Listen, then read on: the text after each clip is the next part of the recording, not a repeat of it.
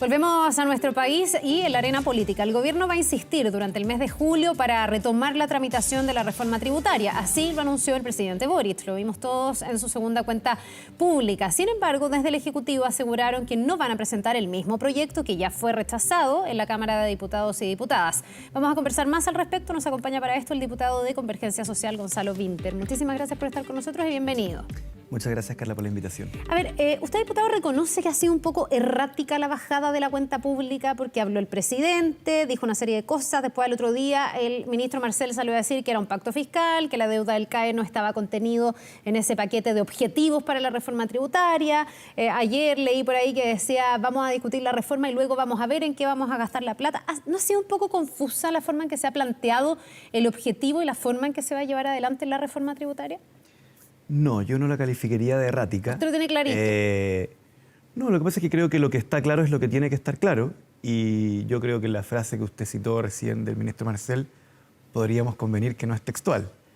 Yo creo que lo que planteó el presidente de la República es que hay una serie de compromisos que son parte del programa de gobierno y que son parte del programa de gobierno que la gente eligió finalmente en las urnas, independiente de que haya muchas razones para votar por un gobierno y que los gobiernos deban ir ajustando las prioridades, que es parte de la responsabilidad de gobernar.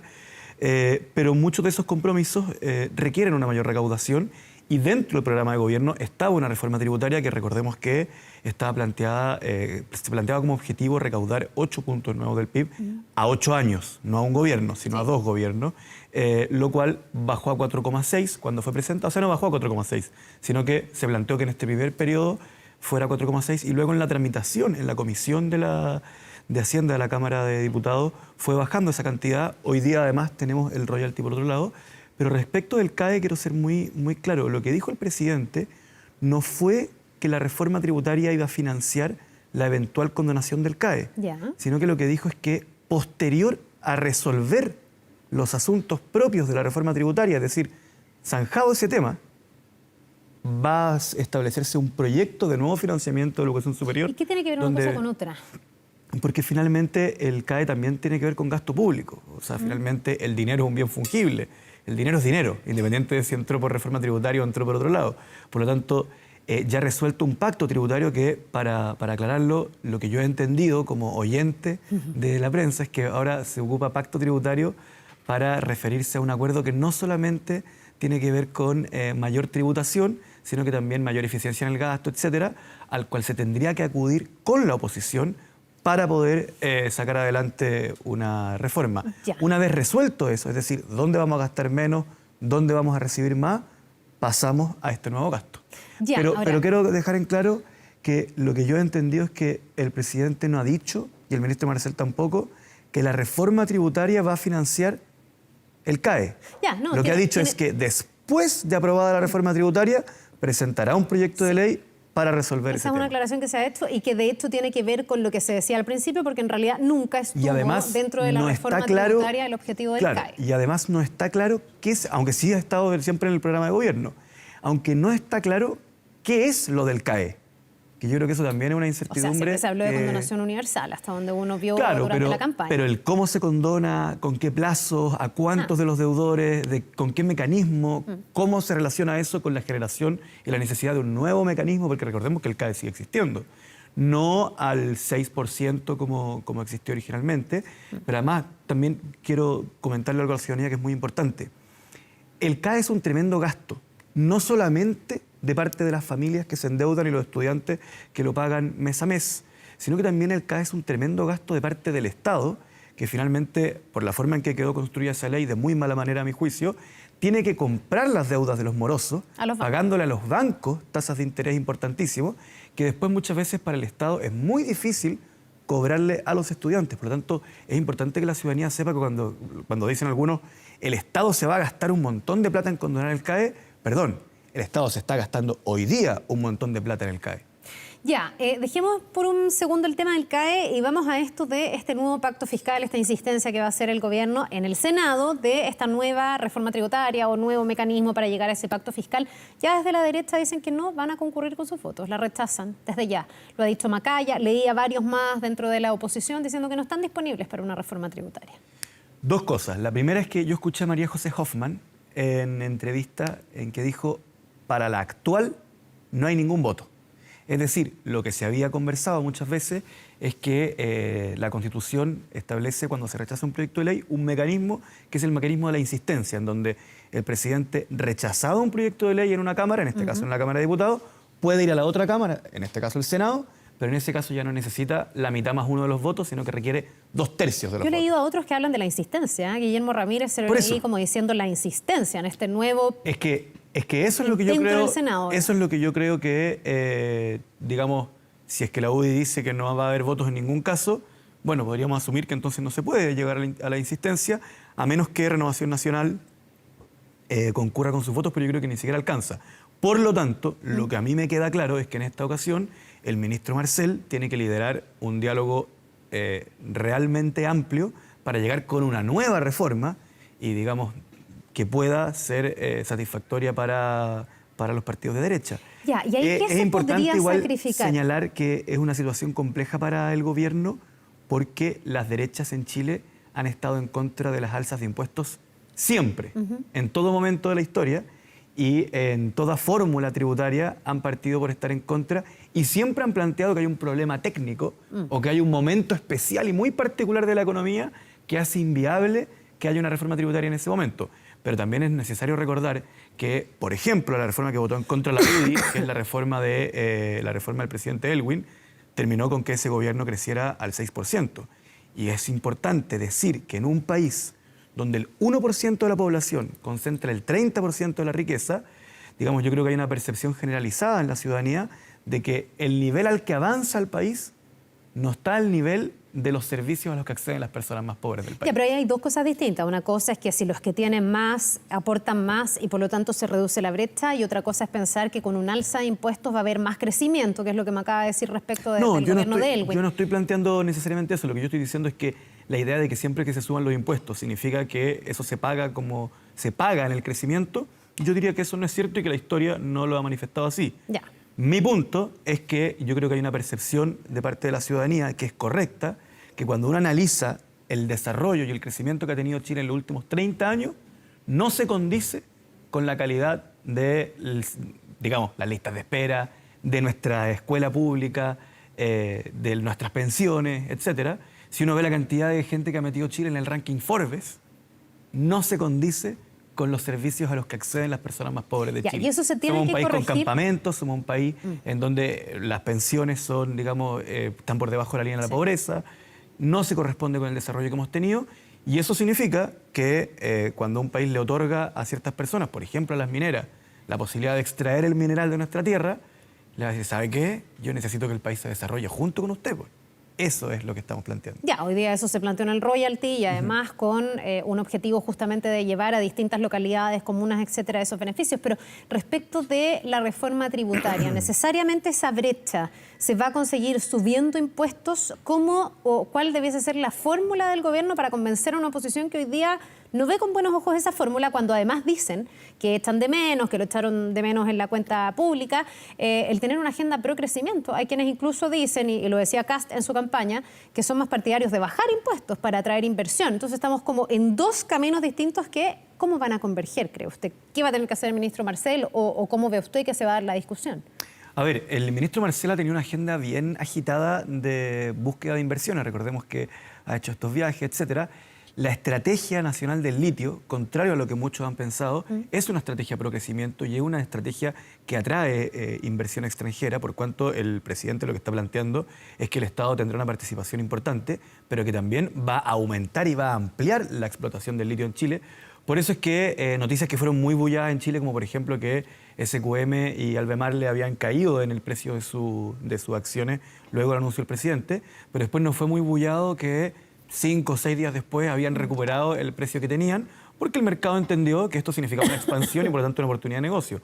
Lo mismo es lo que está haciendo el gobierno con el cobre, lo mismo que lo que está haciendo el gobierno, digamos, con una estrategia de hidrógeno verde. Por lo tanto, yo sí veo que el gobierno está planteando una agenda pro crecimiento, solamente que esa agenda pro crecimiento es compatible con el medio ambiente y es una agenda que se trata de que esta vez en el carro del crecimiento van a poder subirse todos o la mayoría de los chilenos de manera más equitativa y no va a significar que unos O sea, que tengamos escándalos como la ciudad de Santiago, en donde hay comunas que tienen el PIB de Noruega y comunas que tienen el PIB de un país subsahariano. Ya, y respecto de la reforma tributaria propiamente tal, ¿qué debería estar dispuesto a ceder o a sacrificar el gobierno? Y ustedes, no sé, desde una de las coaliciones que apoyan al gobierno, ¿en qué estarían dispuestos a que se pueda ceder? Porque aquí ha habido algo que ha sido como una aspiración del Frente Amplio, de Prueba de Dignidad, incluso de parte del socialismo democrático, que es esto del impuesto a los súper ricos. Que es uno de los aspectos que menos le gusta a la oposición. Sí, no les gusta nada. ¿Eso es un corazón que no se puede sacrificar o eso es algo que lamentablemente se va a tener que ceder? Es muy interesante la forma en que lo planteas como un corazón que no se puede sacrificar. Me gustó, tiene un elemento poético. Es que creo que ha sido muy... es algo a lo que han aspirado durante mucho tiempo. Mira, Carla, te lo voy a plantear Pero no así. sé si es posible. Yo soy un firme convencido de que el impuesto a los súper ricos es necesario en Chile y en el mundo. ¿Ya? Y que le hace bien a los países, sobre todo si hubiera una tributación universal, justamente porque las grandes fortunas han llegado a niveles que no existían hace 100 o hace 200 años en Chile. Sin embargo, cuando vamos a negociar una reforma tributaria, no hay aspectos sagrados, sino que uno tiene que buscar sus objetivos, y yo soy un firme convencido de que la política justamente es encontrar la forma de hacer viable tus objetivos en el diálogo y en el acuerdo con aquellos quienes piensan distinto. Ya, o sea, si La posibilita una nueva reforma tributaria el renunciar a la idea del impuesto a los súper ricos, ¿ustedes estarían dispuestos a renunciar? Yo estaría dispuesto a renunciar al impuesto a los súper ricos y a otros aspectos de la reforma si es que se quedara el impuesto a los súper ricos. O sea, yo no tengo objetos sagrados en una negociación que finalmente es una negociación práctica de cómo aumentamos la recaudación para que nuestro país pueda entregar pensiones decentes, que tenga una escuela pública de la cual estemos orgullosos, que no haya listas de espera, que no haya la escandalosa cantidad de compatriotas que viven en campamentos. Ese es el objetivo final y no los mecanismos. No nos enamoramos de los medios, sino de los resultados. Convengamos que eso no es pura flexibilidad, también me imagino que hay un pie forzado, porque en el fondo es la única manera, me imagino yo, sacrificar algo si es que se quiere llegar a acuerdo con la oposición. Claro, pero o sea, ya no están en el mismo pie que la primera vez que se mandó la reforma. Las reglas de la democracia son ese pie forzado. Pues. La democracia dice, aquí el pueblo elige un Congreso. Porque además, disculpe, pero se han sujetado varios proyectos a la reforma tributaria. O sea, este fin de semana el ministro Jackson decía que no había incremento a la PGU si es que no hay reforma tributaria. O sea, la pregunta es, si no se aprueba la reforma tributaria, ¿van a quedar muchas promesas incumplidas por parte del gobierno? A ver, más o menos, porque primero quiero decir lo del pie forzado. El pie forzado son las reglas de nuestra democracia. Y para mí, que soy un demócrata, si el pueblo ha elegido a este Congreso para que lo represente con esa distribución de pensamiento, que no es la que a mí me gustaría, yo preferiría un Congreso con mayoría de izquierda, y cualquier persona de derecha preferiría un Congreso con mayoría de derecha, pero confío en el pueblo. Si el pueblo ha decidido que ese es el Congreso, entonces la reforma que salga será la que esté a la altura de ese Congreso. Ahora, sobre las promesas yo quiero ser muy claro. La reforma tributaria es parte del programa de gobierno y es parte estructural. Por lo tanto, no es como que el presidente le vaya a mentir a la ciudadanía si es que no logra sacar una reforma porque no pudo ser financiada por la reforma tributaria. Porque en el mismo programa se establece que todas esas medidas están de algún modo circunscritas. O sea, la ciudadanía ya sabe que si no se aprueba la reforma tributaria hay cosas que no se van a cumplir. Y yo creo que el presidente no dijo nada nuevo. Y está bien que los gobiernos vayan ajustando la carga y vayan ajustando las prioridades. Naturalmente el presidente Piñera en su momento tuvo que darle prioridad, qué sé yo, a las vacunas, porque había una pandemia que no existía cuando escribió su programa de gobierno. Y yo le agradezco al presidente Piñera que así haya sido, porque si hubiese sido un obstuso, yo creo que una de las gracias que tiene, una de las virtudes que tiene nuestro presidente es que en ningún caso es una persona obstusa, sino que es una persona que va ponderando la realidad de acuerdo a la información. Diputado, quiero ir a otra noticia del fin de semana que nos ha dejado a todos así como tratando de entender, ¿no? Que tiene que ver con las declaraciones de la vocera de la Corte Suprema, Ángela Vivanco, que dice que el fallo de las ISAPRES o contra las ISAPRES finalmente consiste en que éstas devuelvan los dineros, los excedentes a las personas que demandaron. Y ahí para algunos hay como un cambio de criterio. El gobierno dice que va a pedir un recurso de aclaración, porque lo que habíamos entendido todos, y se había dicho una y otra vez, y lo había entendido así el gobierno, es que aquí había un fallo general. Incluso se había discutido en torno a si se podía llegar a aplicar un fallo general en torno a esta resolución de la Corte Suprema, y se había entendido que sí. ¿Qué opina usted de esto? ¿O qué entiende de esto? ¿Hay un cambio de criterio por parte de la Corte Suprema? A ver, efectivamente, no está fácil de interpretar la realidad del fin de semana respecto al fallo de la ISAPRE. ¿Cuál es mi interpretación? Yo creo que el fallo, que emitió la Corte Suprema en el año 2022 no dice lo mismo que ha señalado Ángela Vivanco en entrevista con el medio La Tercera el domingo, el día de ayer. ¿Ya? Para mí no son compatibles. O sea, para usted el fallo efectivamente señala que esto es una regla general. Más allá de que uno pueda tener una opinión sobre el fallo mismo, porque alguien podría decir, ¿sabe qué? Lo que dijo Ángela Vivanco el domingo es mucho más razonable que el fallo. Y yo le podría decir, mire, ¿sabe qué? Puede ser una discusión jurídica súper importante, o sea, súper interesante. Pero en realidad los tribunales de justicia y sobre todo el máximo tribunal de justicia de nuestro país, que es la Corte Suprema, hablan a través de sus fallos. Algunos leen como que el Poder Judicial estaría dando un paso atrás. Yo no quiero sobreinterpretar, pero quiero ser muy claro. Las entrevistas que dan los jueces no tienen un efecto jurídico sobre la población. Lo que tiene un efecto jurídico sobre la población son los fallos que emiten los jueces. Por lo tanto, el gobierno lo que ha anunciado, o es lo que yo he entendido, es que le va a solicitar a la Corte Suprema que establezca una aclaración sobre la interpretación y alcance de su fallo para poder establecer, digamos, cómo solucionamos el problema de política pública que se genera. Y ahí yo creo que hay que ponderar dos principios. El primero, que los fallos se cumplen. O sea, si el fallo es lo que es, se cumple.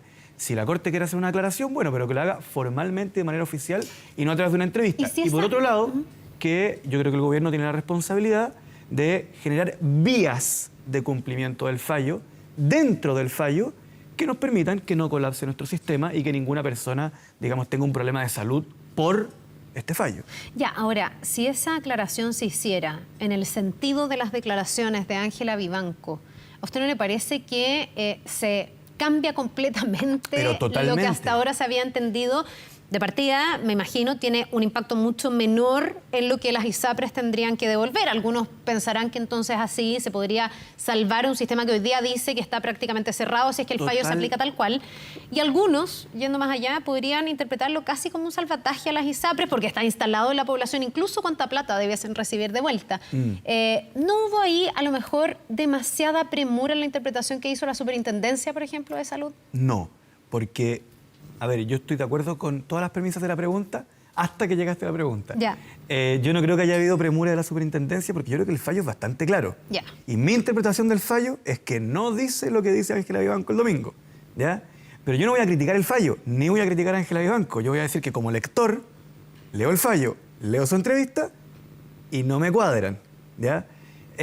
Otra cosa es que las cifras de cuán diferente es la cantidad a pagar en ambos casos, no existe, porque el mismo fallo de la Corte no tiene las cifras definitivas de cuánta plata se le debe a quién. Ese monto ya lo puso la Superintendencia sobre la mesa. Claro, pero ese monto lo puso la Superintendencia interpretando estrictamente el fallo tal como estaba.